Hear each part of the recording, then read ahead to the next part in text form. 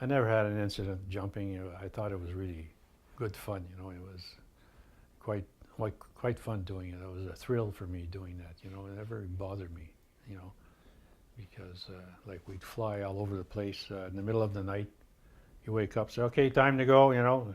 Put your parachute on, and then 30 seconds you're in a deep sleep. 30 seconds later, you're jumping out of an airplane at 100 miles an hour. You go, zoom, you're gone. That's it. Aircraft, and there's a lot of screaming and yelling in an aircraft when you're jumping. Okay, because first they say stand up, and everything is a command. You yell. The jump master is way at the other end over there. He's got to yell at you. Stand up. Hook up. And then you check the guy in front of you to see if his guidelines are okay, and his static line is okay. And you check everything, and he says hook up, and you hook up.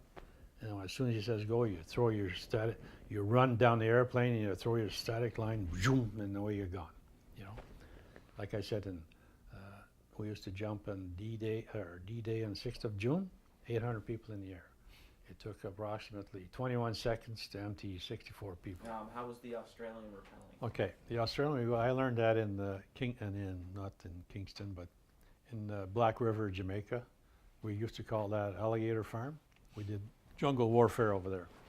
They teach you all kinds of tricks during jungle warfare and shooting, quick kill they call it. Quick kill method, where you don't have a sight on your rifle.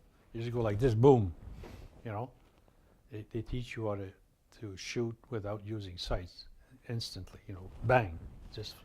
And we had an American showing us that he, at 25 yards, he could shoot a quarter just by doing this, bang. And this guy was he was a Vietnam veteran, and he was teaching us quick kill methods, Anyway, part of our training was Australian rappel, where you do rappelling, but frontwards instead of the regular rappel. When you come down a mountain, you're going down backwards. This one is you're going down frontwards. You're walking down the cliff, sort of. You picture this: you're walking down the cliff like this.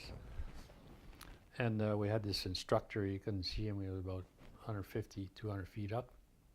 All of a sudden, he jumps over the cliff, and we're all down watching him. He's got one hand on the rope and one hand on the submachine gun. He goes bang, bang, bang, bang, bang, and he's running all the way down the side of the mountain.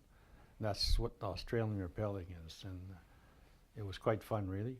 And we did that in Montreal during the FLQ crisis near St. Hubert, because for something to do, we're not always busy, So we went and did some rappelling.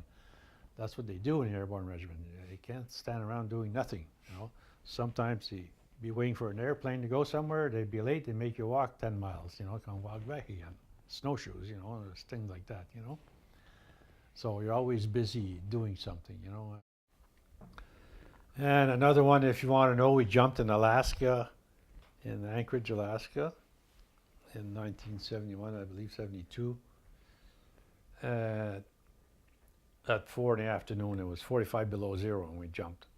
And by 6 o'clock, it was 65 below zero.